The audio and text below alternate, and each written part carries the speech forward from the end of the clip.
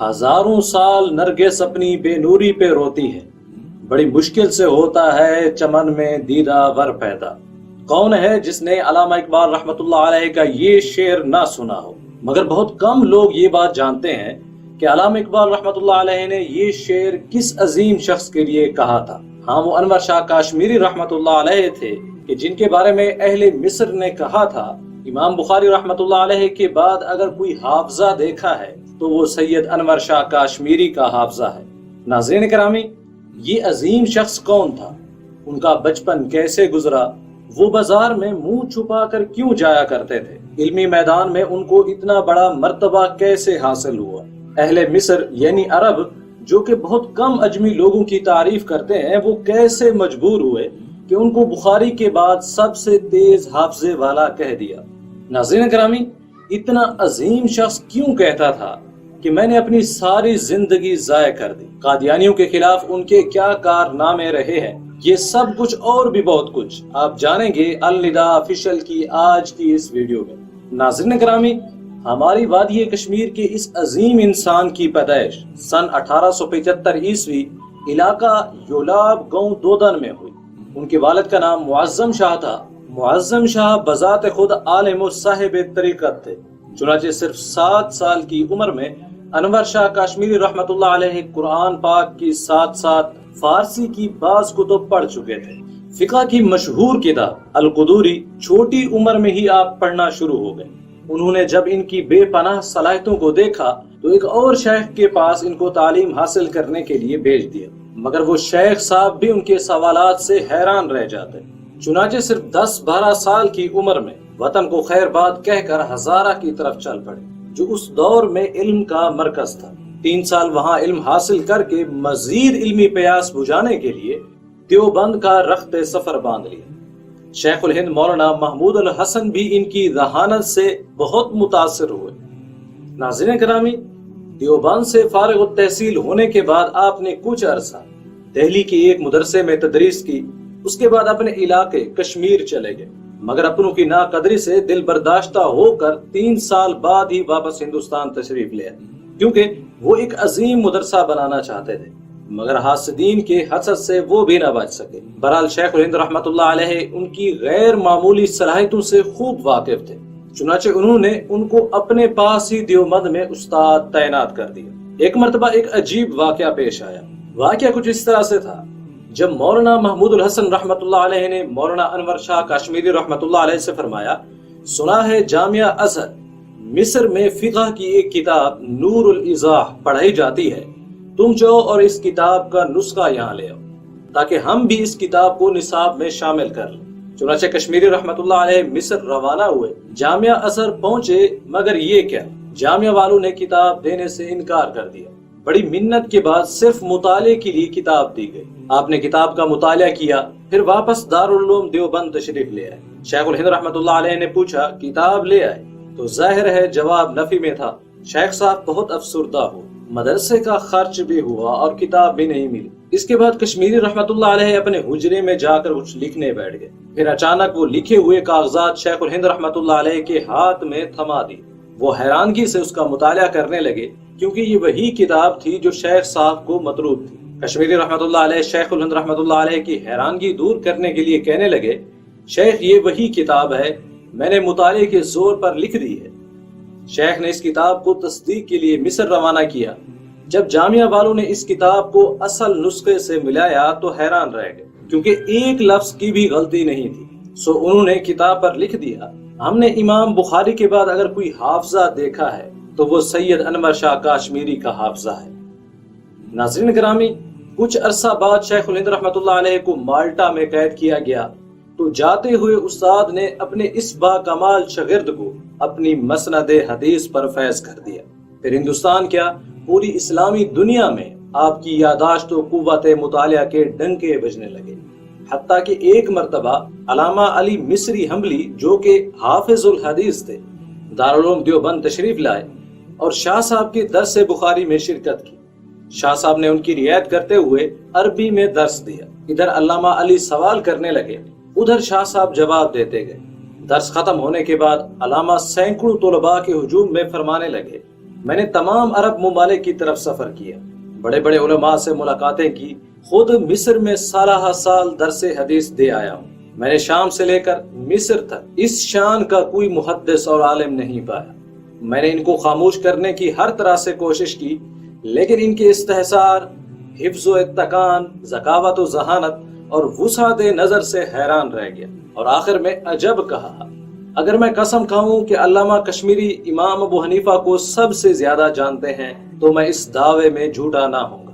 ناظرین اکرامی، آپ ایک چیز کا جب ایک دفعہ مطالعہ کرتے تو 15 سال تک قوت حافظے میں محفوظ رہ جاتی، بلکہ بعض محققین نے 45 سال کا بھی ذکر کیا ہے۔ آپ کو 40 سے 45 ہزار عربی اشعار یاد تھے۔ بعض محققین کے مطابق آپ کو 10 لاکھ احادیث یاد تھے۔ آپ سید تھے۔ بعض کہتے ہیں کہ آپ کے علاقے میں سید لقب غیر سید لوگوں کو بھی دیا جاتا تھا، چنانچہ آپ حقیقی سید نہ تھے، بلکہ آپ کی علمی بزرگی کی وجہ سے آپ کو سید کہا جانے لگا۔ آپ کی صورت کی بات کریں تو آپ حسن و جمال کے پیکر تھے، حتیٰ کہ بازار جاتے تو اپنا چہرہ ڈھانپ لیتے تھے، کیونکہ آپ کی چمک دمک اور حسن کو دیکھ کر لوگ آپ کے گرد جمع ہونا شروع ہو جاتے تھے۔ حتیٰ کہ اتنا بھی کتابوں میں آتا ہے کہ غیر مسلم بھی آپ کا چہرہ دیکھ کر ایمان لے آتے تھے۔ ناظرین گرامی، اس کے علاوہ آپ نے کچھ کتب بھی تالیف کی۔ اکفار المحدثین فی ضروریات دین علماء کے طبقے میں بہت مشہور ہوئی۔ خاتم النبیین کے نام سے رسالہ بہت مشہور ہوا۔ فیض الباری، انوار الباری جو بخاری شریف کی شروعات ہے، وہ بھی آپ کا کارنامہ ہے۔ ناظرین گرامی، ایک سوال آپ کے ذہن میں اٹک رہا ہوگا کہ آپ رحمت اللہ علیہ کا حافظہ اس قدر مضبوط کیسے تھا؟ اس کی وجوہات میں سے ایک بڑی وجہ آپ کا علمی ادب بتایا جاتا ہے۔ آپ خود فرماتے ہیں، میں نے 7 سال کی عمر کے بعد دین کی کسی کتاب کو وضو کے بغیر ہاتھ نہیں لگایا، کتاب کو مطالعہ میں کبھی اپنے تابع نہیں کیا۔ یعنی جس جگہ بیٹھ کر کتاب کا مطالعہ کرتا ہوں، اگر حاشیہ دوسری جانب ہوتا ہے تو کتاب کو پھیر کر حاشیہ اپنی جانب نہیں کرتا، بلکہ اپنی جگہ بدل کر حاشیہ کی جانب آ بیٹھتا ہوں۔ آپ کو صرف دین تعلیم میں ملکہ حاصل نہیں تھا، بلکہ علم نحو، طب، تاریخ و جغرافیہ، قدیم فلسفہ اور جدید سائنس، ان تمام علوم پر عبور رکھتے تھے۔ آپ خود فرماتے ہیں، شیخ بو علی سینا کو ارسطو کا فلسفہ کل ایک واسطے سے پہنچا ہے، جبکہ میں نے اسے 3 واسطوں سے حاصل کیا ہے۔ کشمیری رحمت اللہ علیہ نے دارالعلوم دیوبند میں 18 سال تدریس کی، وہیں 44 سال کی عمر میں شادی کی۔ اس کے بعد کچھ اختلافات کی وجہ سے ایک اور مدرسہ جامعہ اسلامیہ قائم کیا، وہاں 5 سال تک قیام رہا۔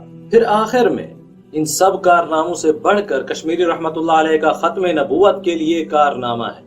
اپنی آخر زندگی میں انہوں نے اس عظیم مقصد کو ہی اپنا اوڑھنا بچھونا بنا لیا تھا۔ ختم نبوت کے لیے ہر تحریک کے پیچھے آپ کو کشمیری رحمت اللہ علیہ کا ہی ہاتھ نظر آئے گا۔ عطا اللہ شاہ بخاری رحمت اللہ علیہ امیر شریعت کا لقب دے کر مجلس احرار قائم کرنا انہی کا ہی کارنامہ ہے۔ علامہ اقبال رحمت اللہ علیہ کی مرزائیت کے خلاف تمام تر جدوجہد کشمیری رحمت اللہ علیہ ہی کی توجہ کا سبب تھی، کیونکہ علامہ اقبال رحمت اللہ علیہ ان سے بہت زیادہ عقیدت رکھتے تھے۔ فیروز پور کا مناظرہ، بہاول پور کا مقدمہ اور ان میں کشمیری رحمت اللہ علیہ کا کامیاب ہونا اور ہزاروں کے مجمع کو مشرف با اسلام کرنا، یہ سب کشمیری رحمت اللہ علیہ کے کارنامے ہیں، جن کو ہم تفصیل سے الگ الگ ویڈیوز میں بیان کر چکے ہیں۔ ناظرین کرامی، انور شاہ کشمیری رحمت اللہ علیہ اپنی وفات سے 3 دن پہلے اپنی چارپائی دیوبند کی جامع مسجد کی صحن میں لائے اور اساتذہ اکرام کو مخاطب کر کے فرمایا، آپ سب حضرات اور جنہوں نے مجھ سے حدیث پڑھی ہے، ان کی تعداد 2000 کے قریب ہوگی۔ تاریخ اسلام کا میں نے جس قدر مطالعہ کیا ہے، اس کی بنیاد پر پورے یقین سے کہتا ہوں کہ اسلام میں 1400 سال کے اندر جس قدر فتنے پیدا ہوئے، قادیانی فتنے سے بڑا خطرناک فتنہ کوئی بھی پیدا نہیں ہو۔ میں آپ سب سے کہتا ہوں، اگر آخرت کی نجات اور نبی کریم صلی اللہ علیہ وسلم کی شفاعت چاہتے ہو تو ختم نبوت کا کام کرو۔ حدیث کی خدمت بھی اللہ کا دین ہے، قرآن کی خدمت بھی بہت اہم خدمت ہے، فقہ کی خدمت بھی بہت بڑی نعمت ہے، تفسیر کی خدمت بھی بہت بڑی سعادت ہے، لیکن تحفظ ختم نبوت سرکار دو عالم صلی اللہ علیہ وسلم کی ذات کا تحفظ ہے۔ باقی چیزیں اقوال کا تحفظ، اعمال افعال کا تحفظ ہے، لیکن ذات کا تحفظ سب سے بڑھ کر ہوتا ہے۔ जिस शख्स ने खत्म नबूवत के तहफ़्फ़ुज़ के लिए 1 घंटा भी काम किया उसे हुज़ूर नबी करीम सल्लल्लाहु अलैहि वसल्लम की शिफात जरूर नसीब होगी। आपने एक दफा ये भी फरमाया कि अल्लाह ताला शाफी को रुसवा करेगा न अबू हनीफा को, न मालिक को रुसवा करेगा न अहमद बिन हम्बल को, जिनकी जिंदगियां सुन्नत का नूर फैलाने में गुजर गई। अल्लाह ताला उनमें से किसी को रुसवा नहीं करेगा कि वहां रोजे क़यामत खड़ा करके पूछे कि अबू हनीफा ने सही कहा था या शाफी ने गलत कहा था, लेकिन हमने इसी के पीछे पढ़कर अपनी उम्र ज़ाय कर दी और दीन की जरूरियात की जिनकी दावत अंबिया कराम लेकर आए थे उसको पसे पुश डाल दिया। आज तहफ़्फ़ुज़ खत्म नबूवत का काम लोगों की निगाहों से ओझल हो रहा है, फितरा कादियानियत फैल रहा है। हालांकि हमें इसके मिटाने के लिए जान कुर्बान करना चाहिए, लेकिन हम लोग लगे होते हैं इन फरोई बहसों में। आखिर में फरमाया, यूं गमगीन बैठा हूँ और महसूस कर रहा हूँ कि उम्र ज़ाय कर दी। नाज़रीन करामी, एक मर्तबा तारीखी जुमला का, हमसे तो गली का कुत्ता भी बेहतर है अगर हम खत्म नबूवत के काम के लिए नहीं उठते। वो अपनी गली मोहल्ले का हक के नमक खूब अदा करता है, जबकि हम हक के उम्मती और हक के गुलामी अदा नहीं करते।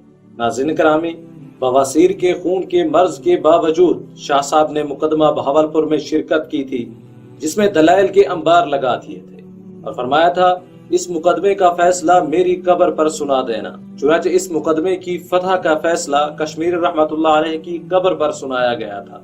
अताउल्लाह शाह बुखारी रहमतुल्लाह अलैह ने उनकी वफात का सुनकर फरमाया कि सहाबा का काफिला जा रहा था, ये पीछे रह गए थे।